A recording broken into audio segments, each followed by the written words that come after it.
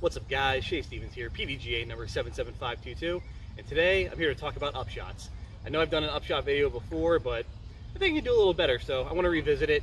I have 4 tips today that I think are going to help make your upshot game a little better, hopefully take some stress off you during the round, because think about it. How many times during a round are you like 200, maybe 100 feet out, and you throw your upshot and it's like maybe circle's edge at best, and you miss the putt and you're just frustrated by 2 misses? So I think that's a real big problem, especially at the amateur divisions. So with these tips, I'm hoping we can improve your upshot game, take some stress off you, and help you elevate your game.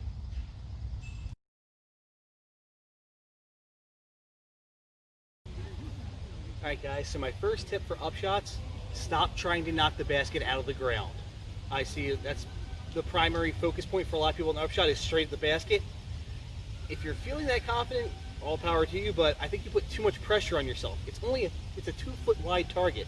So my rule of thumb, draw a 15-foot circle around the basket, and that is your target zone. If you can hit a 15-foot putt, that should be your goal. You've now created, think that, that's 15 feet left and right. You have created a 30-foot wide target now.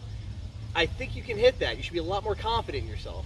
If you do that, you'll take a lot of stress off yourself. Again, that's 15 feet wide and deep too, so even if you come up short, you're still within 15 foot, you can hit that putt. I believe in you. So give yourself that breathing room, stop putting so much pressure on yourself to throw it in from everywhere, and I guarantee you're going to see some strokes drop off your game.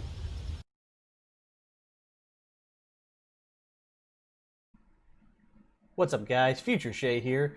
So on my next tip, the wind picked up and the cross-country meet that was going through the park got really loud, so the audio is trash from the recording, so I'm re-recording here in post. My next tip, it's kind of twofold. It's conflicting philosophies to some people. I think you can join the two. Always take the biggest gap. If you're out in the open with a clear upshot, congratulations, you have one choice and it's really nice. But if you play in the woods, you're going to have to make some decisions during your round. What gap are you going to pick to get to the target for your upshot? You're going to have to weave through some trees, some other fun obstacles. Always take the biggest gap. Give yourself the most room for error and the most comfortable, unobstructed line to the basket. The other philosophy is always take the hyzer. You can have both. This is why so many people develop that forehand upshot, so you can throw a hyzer forehand or a hyzer backhand. If you have them both, the hyzer is the most controllable shot. I see a lot of people try to go A to B to the basket on their upshot, like I talked about in the first point.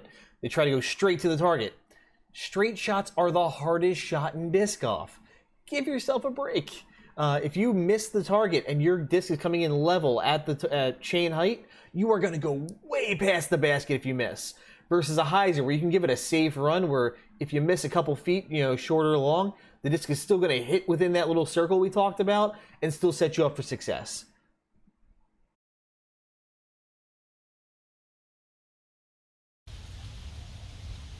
All right, so my next tip for your upshot game is disc selection. You're going to want to take something overstable that is preferably in base plastic, or at least very soft. And the reasons why are, first, you want something overstable because it's predictable. It's going to hyzer. Like I said, you always want to take the hyzer shot when available, so take a disc that's going to hyzer.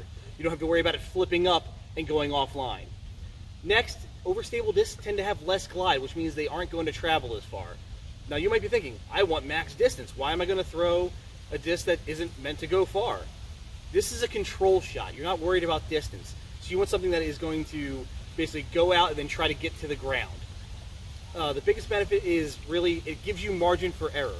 If I threw a glidey disc at this shot here and I give it 10% too much power, instead of landing within that 15-foot circle I'm shooting for, I'm easily at circle's edge or even further, because that disc is just going to glide over the target. So take something that wants to get to the ground that you can control.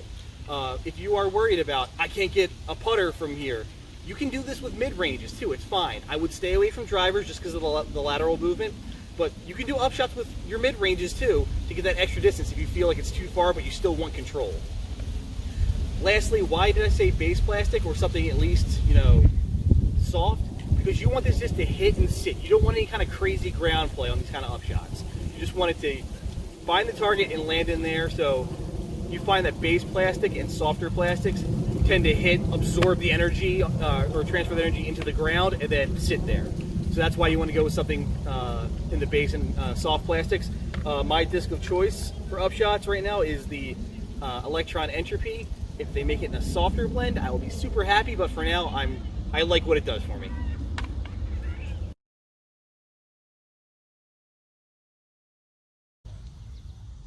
Okay guys, and to wrap up, my final tip for throwing upshots.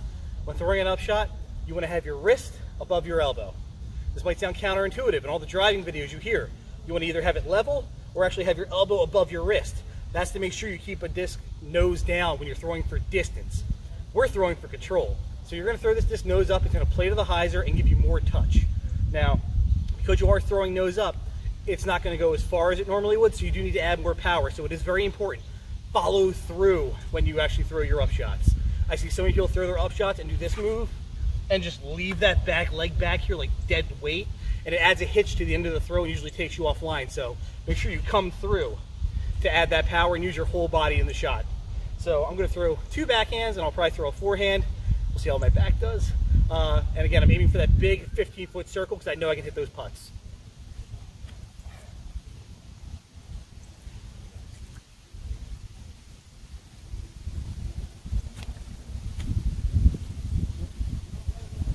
That'll play.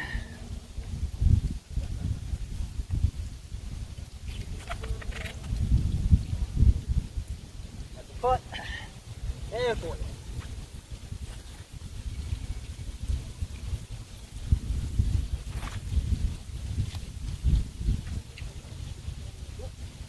We should all be in my circle.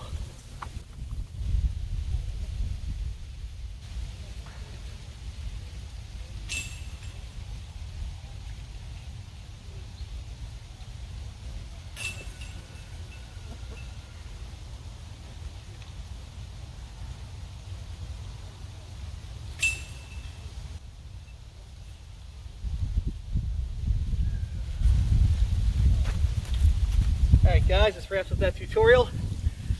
Really hope these tips help you out. Goal is you want to have some stress-free upshots, stress-free putts, to have a stress-free round. Take care. Thank you for watching this Upshot tutorial, and I hope it helps. If you haven't already, like the video and subscribe to the channel for content like this and other disc golf content. Lastly, thank you to my sponsor.